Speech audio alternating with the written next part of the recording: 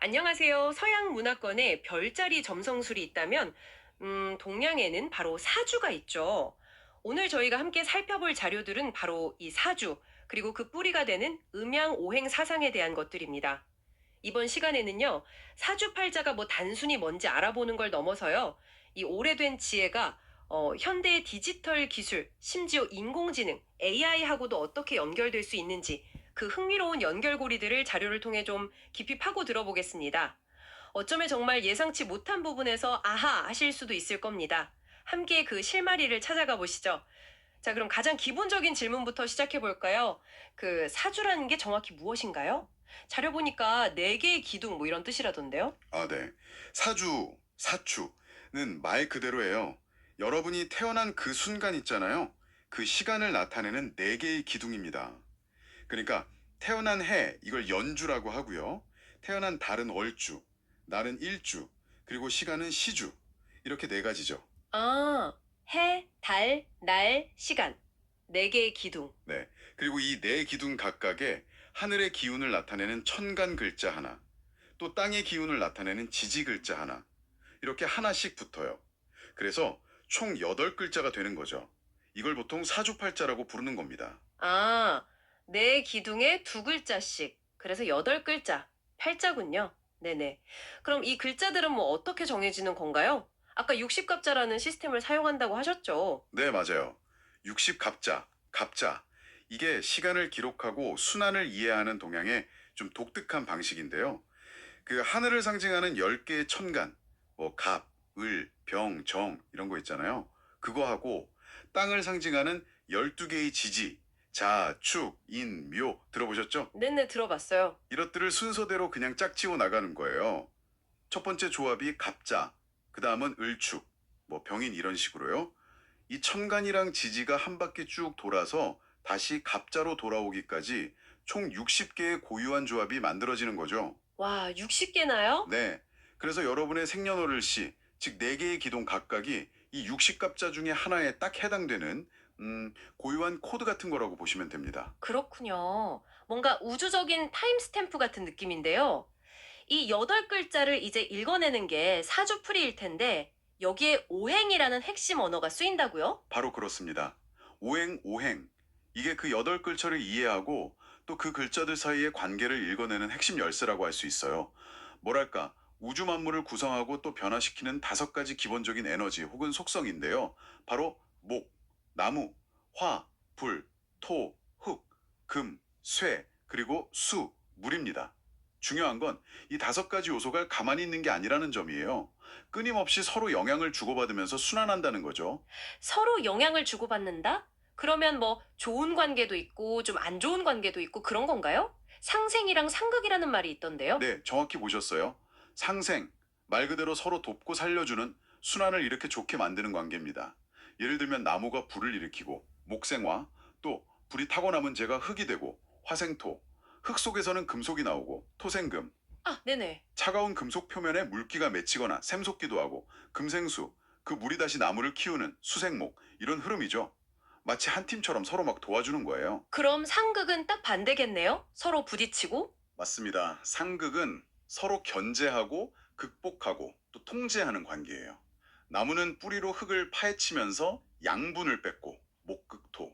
흙은 둑을 싸서 물기를 막아버리고 토극수. 물은 불을 확 꺼버리고 수극화. 불은 또 강한 열로 쇠를 녹여버리고 화극금. 날카로운 쇠, 뭐 도끼 같은 거죠. 그게 나무를 베어버리는 금극목 관계죠. 듣기만 해도 좀 치열한데요. 그렇죠. 근데 이 극이라는 게요, 단순히 뭐 나쁘다, 충돌한다, 이런 의미만 있는 건 아니에요. 자료에서도 지적하듯이 이게 적절한 통제나 관리, 혹은 어떤 구도를 만드는 힘으로도 해석될 수 있거든요. 아, 통제나 관리요? 네, 예를 들어서 나를 극하는 오행이요, 때로는 나를 좀 더 발전시키는 자극이 될 수도 있고, 아니면 사회적인 역할, 뭐 직업이라든지 책임감 같은 걸 의미하기도 합니다. 그러니까 무조건 대립하는 게 아니라 오히려 균형을 갖기 위해서 꼭 필요한 작용이다. 이렇게 볼 수도 있는 거죠. 아하, 극을 통제나 관리로 보니까 이해가 확 되네요. 그냥 부딪히는 게 아니라 필요한 긴장감 같은 거군요. 그럼 이 오행들이 구체적으로 나 자신과는 어떻게 연결이 되는 걸까요? 자료에 보니까 십성 또는 뭐 십신 이런 개념이 나오던데요. 네, 십성, 그 사주팔자 8글자 중에 날을 나타내는 기준 글자가 있거든요. 보통 태어난 날의 천간, 일간이라고 하는데요. 이 일간과 나머지 글자들이 오행상 어떤 관계냐, 이걸 좀 더 구체적인 인간관계나 사회적인 역할 또는 뭐 심미적인 특성으로 풀어서 설명한 게 바로 십성입니다. 총 10가지가 있어요. 열 가지나요? 네, 일단 나랑 같은 오행은 비견이나 겁재라고 부르는데요. 형제, 친구, 동료, 때로는 경쟁자 같은 걸 의미하고요. 그리고 내가 에너지를 써서 생하는 오행, 이건 식신 또는 상관이라고 해요. 나의 표현력, 재능, 활동력 같은 거요.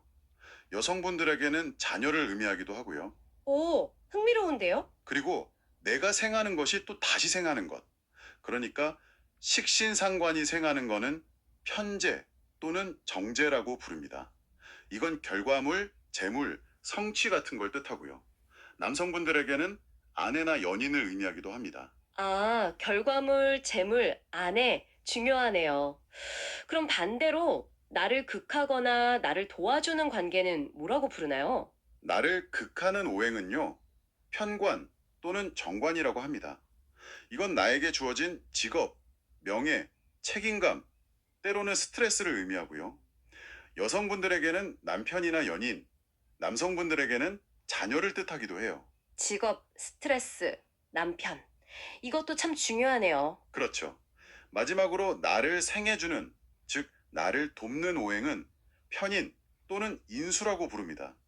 이건 학문, 지식, 문서, 그리고 어머니, 나에게 도움을 주는 존재, 지지 기반 같은 걸 상징해요. 이 10가지 십성이 결국 나를 중심으로 서로 돕고 상생, 또 견제하면서 복잡하게 막 얽혀서 상호작용하는 그 모습을 통해서 한 사람의 성향이나 잠재력, 인간관계, 또 삶의 흐름 같은 것들을 입체적으로 분석하는 거죠. 와, 진짜 상당히 체계적이네요. 오행 관계를 이렇게 구체적인 삶의 영역이랑 연결시키다니 놀라운데요. 이 십성이 혹시 가족 관계를 나타내는 육친하고도 관련이 깊다고 하던데요. 네, 그렇습니다. 방금 설명드린 그 십성의 상징들이 자연스럽게 가족 구성원에게 대응이 돼요. 예를 들어보면 비견겁제는 형제자매, 십신상관은 여성의 경우에 자녀, 편재정제는 아버지 혹은 남성의 경우 아내, 편관정관은 남성의 경우 자녀 혹은 여성의 경우 남편, 그리고 편인인수는 어머니를 대표적으로 상징하는 거죠. 딱딱 들어맞는군요. 물론 실제 사주를 해석할 때는 전체 글자들의 조합이나 균형을 다 봐야 합니다만 기본적인 가족 관계의 틀을 이해하는 데는 아주 중요한 기준이 됩니다. 알겠습니다. 결국 사주를 본다는 게 이 여덟 글자에 담긴 오행이 어떻게 분포되어 있고 또 얼마나 강하고 약한지 왕수의 강약 그리고 십성으로 나타나는 상호작용을 종합적으로 분석하는 그런 과정이군요. 자료에서는 특히 태어난 달, 월지, 랑, 태어난 날의 배우자 자리, 일지가 중요하다고 강조하던데요. 네, 맞습니다. 월지라는 그 사주가 놓인 계절적인 배경이거든요. 그래서 전체적인 에너지의 강하고 약함을 결정하는데 아주 중요한 요소예요. 어떤 계절에 태어났느냐에 따라서 오행의 힘이 완전히 달라지니까요. 계절이 중요하다. 네. 그리고 일지는 나 바로 밑에 있는 자리잖아요. 그래서 주로 배우자와의 관계라든지 아니면 나의 좀 내면적인 성향을 파악하는데 핵심적인 역할을 합니다. 자료에서 언급된 뭐 적천순이, 자평진전, 궁통보감 같은 고전들 있잖아요. 이게 바로 이런 오행과 계절의 원리, 그리고 그 복잡한 상호작용을 깊이 파고들어서 인간과 우주의 이치를 설명하려고 했던 노력의 결과물들이죠. 아, 단순히 길흉화복 점치는 걸 넘어서는 거군요. 그렇죠. 자연의 순환 원리를 통해서 삶의 지혜를 얻고자 했던 거라고 볼 수 있습니다. 그런데 이 음양오행이라는 원리가요, 비단 사주 명리학에만 쓰이는 건 아니라고 들었습니다. 훨씬 더 넓은 영역에 적용된다고요? 맞습니다. 음양오행은 사실 동양 철학이나 문화 전반에 걸쳐서 아주 깊숙이 뿌리내린 근본적인 세계관이라고 할 수 있어요. 가장 대표적인 예가 바로 동양의학, 특히 한의학이죠. 자료에서도 나왔듯이 한국의 한의사들은 기본적으로 음양오행 이론을 다 배웁니다. 아, 그렇죠. 한의학. 네. 인체의 장기들, 예를 들어 간은 목, 심장은 화, 비장은 토, 폐는 금, 신장은 수, 이렇게 오행에 배속시키고요. 그 상생상극 관계를 통해서 병의 원인을 진단하고 치료 방향을 설정하는데 핵심 원리로 사용합니다. 자료에 나온 그 황제내경의 통천하 헬기야라는 구절이 참 인상 깊었습니다. 온 세상은 하나의 기로 통한다. 뭐 이런 의미로 해석되던데 이게 바로 그런 통합적인 관점을 보여주는 것 같아요. 정확합니다. 기라는 개념이요. 눈에 보이지는 않지만 우주 만물과 생명 현상을 가능하게 하는 어떤 근원적인 에너지를 의미하거든요. 우주, 자연, 인간의 몸과 마음이 전부 다 이 기의 다른 표현이고 서로 연결되어서 순환한다고 보는 거죠. 모든 게 연결되어 있다. 네. 이런 관점에서 보면 건강 문제도 단순히 특정 부위가 고장난 게 아니라 몸 전체의 기운이 불균형해졌거나 더 나아가서는 자연과의 조화가 깨진 상태로 이해할 수 있는 겁니다. 이게 바로 동양의학의 통합적인 접근 방식의 뿌린 거죠. 자, 여기서부터가 정말 흥미로운 지점인데요. 이 수천 년 된 음양 오행의 원리가 놀랍게도 현대 기술 문명과도 연결될 수 있다는 주장이 자료에 나옵니다. 아니, 어떻게 연결된다는 걸까요? 우선 색깔부터 한번 보죠. 아, 네. 오행을 시각적인 요소인 색깔에 대응시키는 건 사실 꽤 오래된 방식이에요. 자료에 따르면 검은색은 수, 푸른색 계열은 목, 노란색은 토, 흰색은 금, 붉은색은 화에 해당한다고 하죠. 이걸 오방색이라고 부르기도 하고요. 오방색이요? 네. 재미있는 점은 세상의 모든 다채로운 색들이 결국 이 기본적인 5가지 기운의 색이 서로 섞이고 변화해서 만들어진 것이라는 관점입니다. 더 나아가서 자료는 이걸 현대의 빛의 삼원색인 RGB, 즉 빨강, 초록, 파랑 원리와 연결짓고 있어요. 아, RGB요. 컴퓨터 모니터나 TV에서 쓰는. 네, 맞아요. 그 세 가지 기본 빛을 조합해서 무한한 색을 만들어내잖아요. 그것처럼 기본적인 요소, 오행이든 삼원색이든 이것들의 조합과 상호작용으로 세상의 복잡하고 다양한 모습이 구현된다는 그 근본적인 원리가 유사하다는 거죠. 기본적인 요소의 조합으로 복잡성이 나타난다. 와, 이거 흥미로운 관점이네요. 그런데 더 놀라운 건 디지털 세계와의 연결이에요. 컴퓨터의 가장 기본적인 언어, 0과 1의 이진법이 바로 음과 양의 원리와 같다는 해석인데요. 바로 그 지점이 이번 자료의 정말 하이라이트 중 하나라고 할 수 있습니다. 음과 양. 이게 모든 걸 나누는 가장 근본적인 이원성이잖아요. 그렇죠. 음과 양. 그런데 컴퓨터 역시 모든 정보를 0과 1이라는 딱 2가지 상태의 조합으로만 처리합니다. 자료는 여기서 한 걸음 더 나아가서 주역의 팔과를 예로 들어요. 건곤 감리 등으로 대표되는 그 8개 있잖아요. 네, 들어봤어요. 팔과. 이게 음을 나타내는 효, 양을 나타내는 효 3개가 조합되어서 만들어지거든요. 근데 이게 정확히 2의 3제곱, 즉 8가지 경우의 수를 나타냅니다. 2의 3제곱이 8. 아, 네. 그런데 이게 컴퓨터랑 어떻게 연결이 되죠? 현대 컴퓨터에서 정보를 처리하는 기본 단위가 비트잖아요. 바이너리 디지트, 이진 숫자라는 뜻인데 네, 비트. 이 비트가 8개가 모이면 1바이트가 됩니다. 그리고 이 1바이트가 컴퓨터에서 문자를 표현하는 기본적인 단위로 쓰이죠. 아, 8비트가 1바이트. 네. 그러니까 2의 세제곱, 즉 8이라는 숫자가 동양의 그 궤 시스템하고 현대 컴퓨터의 정보 단위에서 모두 핵심적인 역할을 한다는 정말 놀라운 일치를 보여준다는 겁니다. 와, 고대 우주 상징 체계하고 최첨단 디지털 기술의 기본 구조가 같은 수학적 원리, 2의 세제곱을 공유한다는 건 정말 흥미로운 발견이죠. 와, 8개랑 8비트 1바이트라니. 이건 진짜 생각지도 못한 연결인데요. 그냥 우연이라고 하기에는 너무 딱 맞아 떨어지는 느낌인데 이게 공간 개념으로도 확장된다고요? 네, 자료는 또 3차원 공간을 표현할 때 쓰는 X, Y, Z 좌표계를 예로 들어요. 아, 수학 시간에 배우는 거요? 네. 각 축에 양 방향하고 음 방향을 부여하면 2가지 방향 곱하기 3개 축이니까 총 8개 2 곱하기 2 곱하기 2는 8의 공간 영역이 만들어지죠. 이것도 8이네요. 그렇죠. 이것 역시 8개의 수하고 딱 일치합니다. 더 나아가서 이 8개의 방향성을 이렇게 원형으로 둥글게 배치하면 동서남북하고 그 사이 방향들 그리고 중심까지 포함하는 입체적인 공간 개념이 되잖아요. 이게 끊임없이 순환하고 변화하는 우주 공간의 모습과도 연결될 수 있다. 뭐 이런 해석까지 나아갑니다. 정말 이 모든 것의 바탕에는 결국 에너지, 그러니까 기가 있다는 관점이군요. 그렇습니다. 우리가 매일 쓰는 스마트폰, TV, 컴퓨터 이런 모든 전자기기들은 결국 눈에 보이지 않는 전기 에너지로 작동하잖아요.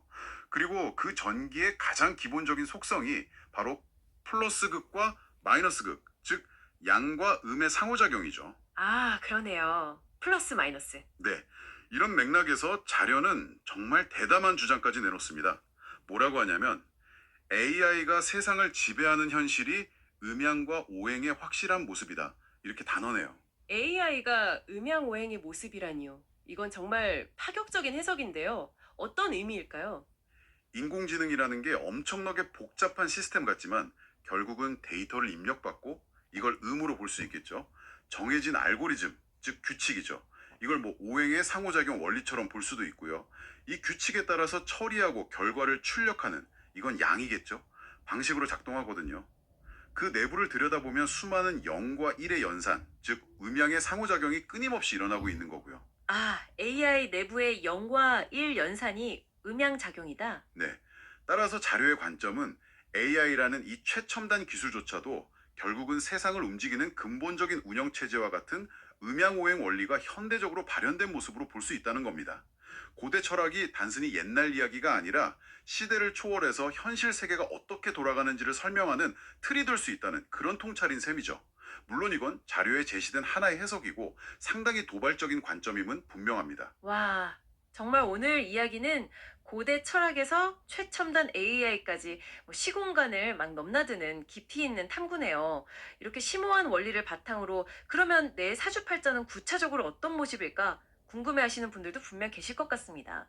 마침 자료에 특정 전문가 정보가 언급되어 있네요. 아, 네. 사주 상담 서비스를 제공하는 분 정보가 있네요. 네이버 엑스퍼트 아자, AJA라는 분 정보가 포함되어 있습니다. 흥미로운 점은 한국 분들뿐만 아니라 외국인들도 영어라든지 다른 다양한 외국어로 상담을 받을 수 있다는 점이에요. 오, 외국어로도요? 네. 결혼 문제나 직업 선택, 재물운, 건강, 연애궁합 같은 삶의 다양한 고민에 대해서 사주 명리학적인 관점에서 조언을 구할 수 있다고 합니다. 연락처는 휴대전화가 010-5078-7779번이고요. 사무실 전화번호는 031-258-5935번.